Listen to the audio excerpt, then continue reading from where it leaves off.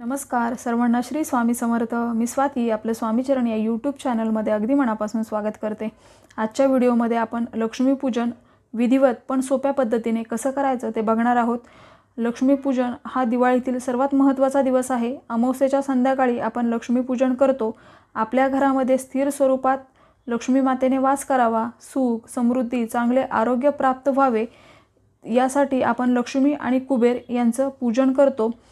पूजा मांडणी कशी करायची, कुठले मंत्र स्तोत्र म्हणायचे, ही संपूर्ण माहिती मी आपल्याला या व्हिडिओमध्ये दिली आहे. तर लक्ष्मीपूजनचा शुभ मुहूर्त आहे संध्याकाळी 6:08 ते रात्री 8:38 आणि दुसरा मुहूर्त आहे 10:49 ते 12:39.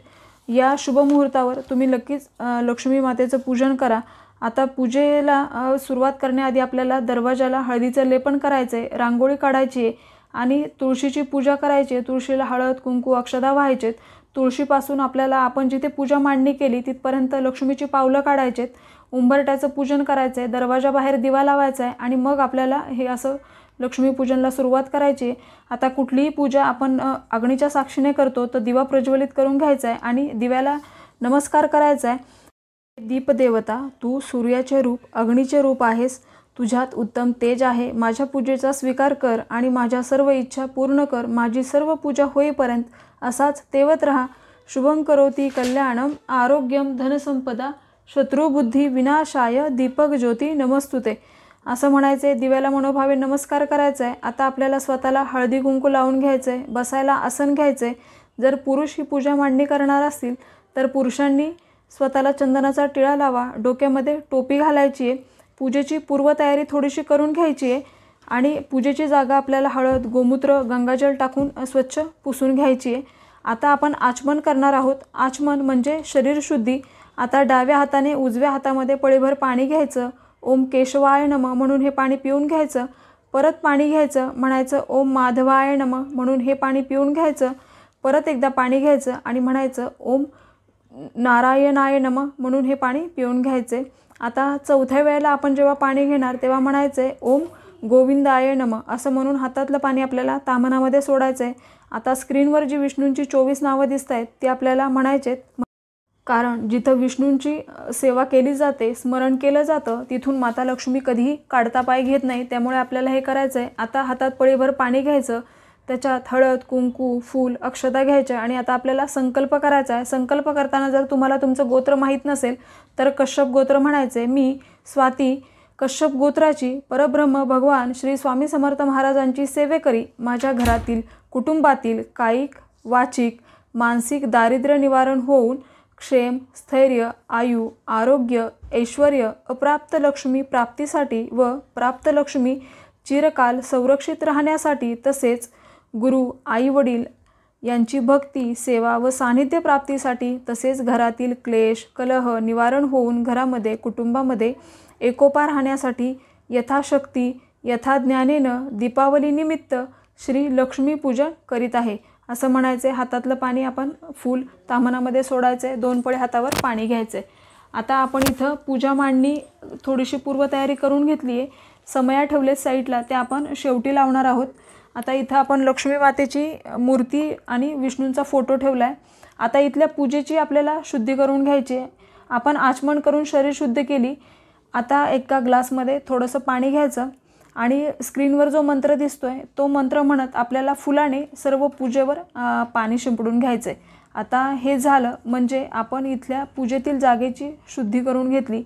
आता स्वच्छ कलश घ्यायचा आहे, त्याच्यावरती छान स्वस्तिक काढून घ्या. आता व्हिडिओमध्ये दाखवल्याप्रमाणेच स्वस्तिक काढा आणि स्वस्तिकच्या मध्ये आपल्याला 4 टिंब द्यायचेत आणि बाजूने उभ्या लाईन द्यायचेत. तर त्या उभ्या 2 लाईन या खालून वरच्या दिशेने अशा पद्धतीने द्या. कलशच्या गोल वेड्यावर पण आपल्याला छान हळदी कुंकवाच्या उभ्या रेषा ओढायचेत, त्या पण खालून वरती अशा पद्धतीने ओढायचेत. आता आपण कलश स्वच्छ पाण्याने भरून घेणार आहोत. त्याच्यामध्ये हळद कुंकू अक्षदा आणि फूल विडा सुपारी आणि नाणं हे आपल्याला त्याच्यामध्ये टाकायचं आहे. आता याच्यामध्ये आपल्याला आंब्याचे डहाळे किंवा विड्याची पानं पण ठेवू शकता. जे तुमच्याकडे असेल ते ठेवा. लाल पिवळा कलावा मिळतो आपल्याला, तर तो आपल्याला बांधून घ्यायचा आहे. नारळ ठेवायचा आहे. नारळाची शेंडी वरच्या बाजूला येईल अशा पद्धतीने ठेवा. आता तांदळाची रास काढून घेतली, त्याच्यावर हळद कुंकू व्हायचं आहे आणि आपल्याला तिथे कलश स्थापित करायचा आहे. लक्ष्मी मातेच्या उजव्या बाजूला आपण कलशाची स्थापना करा. आता आपण दिवा लावून घेणार आहोत. त्यासाठी अष्टदल कमळ काढून घ्यायचे. तर व्हिडिओमध्ये मी अगदी साध्या सोप्या पद्धतीने तुम्हाला अष्टदल कमळ दाखवलं आहे. तर तुम्ही तसंच कमळ काढा, कारण अष्टदल कमळ हे माता लक्ष्मीला खूप प्रिय आहे. तुम्ही तांदळाने काढा किंवा कुंकवाने काढा. मग त्याच्यावर छान हळद कुंकू वाहून घ्यायचे आणि मग आपल्याला अखंड दिवा तिथे ठेवायचा आहे. दिव्याला आपल्याला जोडवात घालायची आहे. दिव्यामध्ये आपल्याला 1 लवंग, 1 विलायची, 1 रुपयाचं नाणं आणि पिवळी कवडी आपल्याला टाकायची आहे. 1 कापराची वडी टाकायची आहे. कापराची वडी जसं तेल गरम होईल तसं वितळते आणि आपल्या वातावरणाची शुद्धी होते याने. आता इथे मी स्वस्तिक काढून घेतलं आहे, त्याच्यावर हळदी कुंकू वाहिलं आहे आणि लक्ष्मी मातेची मूर्ती ठेवली आहे. लक्ष्मी मातेची मूर्ती ही मातीची धनत्रयोदशीच्या दिवशी तुम्ही नक्की खरेदी करून आणा आणि आपल्याला बसलेली मूर्ती, कमळामध्ये बसलेली मूर्ती आपल्याला आणायची आहे. आता इथं विष्णू आणि माता लक्ष्मी यांचा एकत्रित फोटो पण आपल्याला आणायचा आहे. त्यांना तुळशीपत्र अर्पण केलं. आता कुठल्याही पूजेची सुरुवात आपण गणपती बाप्पांच्या पूजनाने करतो. तर गणपती बाप्पांचं स्मरण करायचं आहे. वक्रतुंड महाकाय सूर्यकोटी समप्रभ निर्विघ्नं कुरु मे देव सर्व कार्येषु सर्वदा असं म्हणायचं आहे. गणपती बाप्पांना शुद्ध पाण्याने अभिषेक करून घ्यायचा आहे. ओम गण गणपते नमः असं म्हणत आपण अभिषेक करायचा आहे. आता पळीभर पाणी घ्यायचं, त्याच्यामध्ये हळद कुंकू अक्षदा व्हायचे, थोडंसं फुलाच्या पाकळ्या व्हायच्या आणि हे पण गणपती बाप्पांना अर्पण करायचे. नंतर परत शुद्ध पाण्याने अभिषेक करायचा आहे. हे झालं की आपण पंचामृताने अभिषेक करणार आहोत. हे करताना आपण बाप्पांचा मंत्र म्हणत राहायचे. पंचामृताने अभिषेक करून झाल्यावर परत शुद्ध पाण्याने अभिषेक करायचा. आता गणपती बाप्पांची मूर्ती आपण स्वच्छ पुसून घेऊया आणि ती पाटावर ठेवून द्यायची आहे. कोजागिरी पौर्णिमेमध्ये आपण जे कुबेर देवता आणि लक्ष्मी माता यांची सुपारी पूजली होती, त्याच सुपाऱ्या आपल्याला आता या लक्ष्मीपूजनमध्ये घ्यायचेत. आता तुम्ही जर त्या सुपाऱ्या विसर्जित केल्या असतील किंवा तुमच्याकडे नसतील तर तुम्ही नवीन सुपारी घेऊ शकता. आता लक्ष्मी मातेच्या सुपारीवर आपल्याला अभिषेक करायचा आहे. ओम ऐं ह्रीं क्लीं चामुंडाय विच्चे किंवा महालक्ष्मीचा मंत्र ओम महालक्ष्मीचे विद्महे विष्णू पत्नीचे धीमहि तन्नो लक्ष्मी प्रचोदयात असं म्हणत अभिषेक करा. पळीभर पाण्यामध्ये आपल्याला हळद कुंकू फुलाच्या पाकळ्या हे सगळं आपल्याला लक्ष्मी मातेला अर्पण करायचं. पंचामृताने परत अभिषेक करायचा, परत शुद्ध पाण्याने अभिषेक करायचा आणि सुपारी स्वच्छ पुसून घ्यायची, ती पाटावर ठेवून घ्यायची. आता कुबेर देवतांची सुपारी आपल्याला घ्यायची आहे, त्याच्यावर पण आपल्याला छान अभिषेक करायचा आहे. कुबेर देवतांचा मंत्र म्हणत आपण अभिषेक करायचा आहे. नंतर पाण्याने अभिषेक करून झाला. आता आपल्याला पंचामृताने अभिषेक करायचा आहे. परत शुद्ध पाण्याने अभिषेक करा आणि मग आपल्याला सुपारी स्वच्छ पुसून घ्यायची आहे. आता चौरंगावर आपण जोडविड्याची पानं ठेवलेत, त्याच्यावर आपल्याला थोड्या थोड्या अक्षदा वाहून घ्यायचेत. मग हळद कुंकू वाहायचं आणि आता पहिल्यांदा आपण गणपती बाप्पांची स्थापना करणार आहोत. नंतर आपल्या कुबेर देवतांची सुपारी आपण त्याच्या बाजूला ठेवणार आहोत आणि नंतर आपल्याला लक्ष्मी मातेची सुपारी ठेवायची आहे.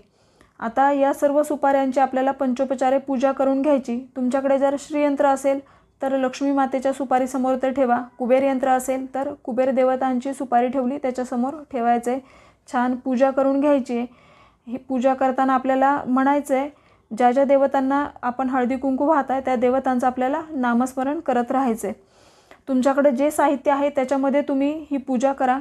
आता आपल्याकडे जर कुलदेवीचा टाक, फोटो किंवा मूर्ती असेल तर त्याच्यावर आपल्याला छान अभिषेक करून घ्यायचा आहे. फोटो असेल तर तो स्वच्छ पुसून घ्या.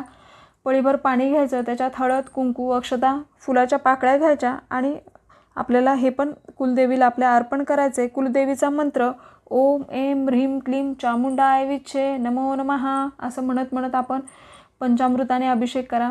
परत शुद्ध पाण्याने अभिषेक करायचा आहे. मग आपल्याला टाक स्वच्छ पुसून घ्यायचा आहे आणि चौरंगावरती आपण जोडविड्याच्या पानावर थोड्याशा अक्षदा व्हायचेत आणि मग त्याच्यावर आपल्याला आपल्या या कुलदेवीचा टाक हा स्थापित करायचा आहे. कुलदेवीचं टाक स्थापित केला की त्यांना छान हळदी कुंकू लावून घ्यायचे. आपल्याला मनोभावे नमस्कार करायचा आहे, कारण कुलदेवी ही आपल्या कुलाचं रक्षण करते, त्यामुळं त्यांचं पूजन आपल्याला छान करायचं आहे. आता इथं कमळगठ्ठ्याची माळ असेल तर ती तुम्ही पूजेमध्ये ठेवा. तुमच्याकडे या दिवशी जर तुम्हाला दुर्वा मिळाल्या तर गणपती बाप्पांना दुर्वा, जास्वंदाचं फूल प्रिय आहे ते अर्पण करा. तुळजाभवानी मातेला, लक्ष्मी मातेला, श्रीयंत्र यांना आपल्याला गुलाब किंवा चाफ्याचं फूल अर्पण करायचं आहे, गजरा अर्पण करायचा आहे. लक्ष्मीपूजनच्या दिवशी तुम्हाला हे साहित्य अगदी सहज उपलब्ध होईल. तुमच्या यथाशक्ती तुम्हाला ज्या गोष्टी शक्य होतील त्या गोष्टी तुम्ही घेऊन असं हे पूजन करा. आता लक्ष्मी माता आणि विष्णू यांचा एकत्रित फोटो ठेवला, त्यांची पण आपण पंचोपचारे छान पूजा करायची आहे. सर्व देवतांना आपल्याला छान धूप दीपाने ओवाळून घ्यायचं आहे. आता इथे आपण कलश ठेवला, त्या कलशला पण आपल्याला हळद कुंकू व्हायचं आहे, पुष्प अर्पण करायचं आहे, गजरा अर्पण करायचा आहे आणि त्याला पण धूप दीपाने आपल्याला ओवाळून घ्यायचं आहे. कलशचं खूप महत्त्व आहे या पूजेमध्ये. आता जर तुमच्याकडे पिवळी कवडी किंवा गोमती चक्र असेल तर ते असं छोट्या प्लेटमध्ये तुम्ही ठेवा, त्यांची पण पंचोपचारे पूजा करा, कारण या माता लक्ष्मीला आकर्षित करणाऱ्या वस्तू आहेत, या माता लक्ष्मीला प्रिय आहेत. आता छोट्याशा तांब्याचं पाणी भांडं असतं, त्याच्यामध्ये आपल्याला पूजेमध्ये पाणी भरून ठेवायचं आहे स्वच्छ. हे नसेल तर साध्या फुलपत्रामध्ये पाणी भरून ठेवा आणि त्याच्यावर झाकण ठेवून तुम्ही हे पूजेमध्ये ठेवून द्या. तुमच्याकडे गजंत लक्ष्मी असेल तर त्या पण आपण पूजेमध्ये आवर्जून मांडा. आता तांदळाच्या राशी काढून घेतलेत आपण, त्याच्यावर आपण असे हे बोळके धान्याने भरून घ्यायचेत आणि त्याची पण पूजा करायची आहे, कारण लक्ष्मीपूजनमध्ये अष्टलक्ष्मींचं पूजन केलं जातं. तर असं गहू, ज्वारी, तांदूळ जे तुमच्याकडे धान्य असेल त्याची आपण इथं पूजा करायची आहे. असे 5 धान्य घ्यायचेत आणि जर असे बोळके तुमच्याकडे नसतील तर तुम्ही एका फुलपात्रामध्ये किंवा वाटीमध्ये पण, बाऊलमध्ये पण असं ठेवू शकता. आता एका खोबऱ्याच्या वाटीमध्ये किंवा अशा एका वाटीमध्ये आपल्याला बत्ताशे आणि लाह्या याचा नैवेद्य ठेवायचा आहे, कारण या नैवेद्याला या दिवशी खूप महत्त्व आहे. नंतर एका जोडविड्याच्या पानावर आपल्याला खारीक, खोबरं, बदाम, हळकुंड, बांगडी, कंगवा असा हा विडा आपल्या देवीला ठेवायचा आहे. या दिवशी तुम्हाला सहज आपल्या पानवाल्या काकांकडे तांबूल मिळून जाईल, तर हे तांबूल माता लक्ष्मीला खूप प्रिय आहे, तर ते तांबूल पण तुम्ही नक्कीच ठेवा. लक्ष्मी आणि कुबेर पोटली आपण बनवतो, तर ती पोटलीसुद्धा या पूजेमध्ये ठेवायची आहे. ती कशी बनवायची याचा आपला डिटेल व्हिडिओ आहे, त्यामध्ये काय काय वस्तू असाव्या. आता इथे भरीव चौकोन काढला, त्याच्यावर आपल्याला नैवेद्य ठेवायचा आहे. या दिवशी आपण पुरणपोळी बनवतो, फराळाचे पदार्थ बनवतो, फळं असतात, तर जे तुमच्याकडे असेल त्या सर्व वस्तू इथे पूजेमध्ये नैवेद्यामध्ये ठेवा. 3 वेळा नैवेद्याभोवती पाणी फिरवायचं आणि नैवेद्यम समर्पयामी असं म्हणायचं आहे. आता या दिवशी सर्वात जास्त महत्त्व असतं ते म्हणजे शिरई, केरसुणी. तर अशी ही केरसुणी आपल्याला धनत्रयोदशीच्या दिवशी विकत आणायची आहे. जरी तुम्ही झाडू वापरत असला तरी अशी छोटी का होईना, पण तुम्ही अशी ही केरसुणी किंवा शिरई विकत आणा. तुमच्या भागामध्ये याला काय म्हणतात मला कमेंटमध्ये नक्की सांगा. तर ही शिरई आपल्याला आपल्या मुख्य दरवाजामध्ये उंबरट्यामध्ये घेऊन जायची आहे आणि तिथे तिची पंचोपचारे पूजा करायची आहे. तिला हळद कुंकू अक्षदा व्हायचे, धूप दीपाने ओवाळायचे आणि अशी ओवाळून आपल्याला ही शिरई आपल्या हातात घेऊन यायचे. येताना खाली लक्ष्मीची पावलं काढत काढत आपल्या पूजेच्या ठिकाणी ही शिरई आणायची आणि जिथं आता स्वस्तिक काढलंय तिथे आपल्याला हळद कुंकू वाहून मग ती शिरई लाल कलावा त्याला बांधून आपल्याला इथे ठेवायची. बघा, ही गोष्ट नक्की करा, कारण या गोष्टीला खूप महत्त्व आहे आणि ही अशी शिरई किंवा केरसुणी ही पूजेमध्ये खूप महत्त्वाची आहे. तर ही शिरईला आता आपल्याला छान हळद कुंकू वाहून घ्यायचे.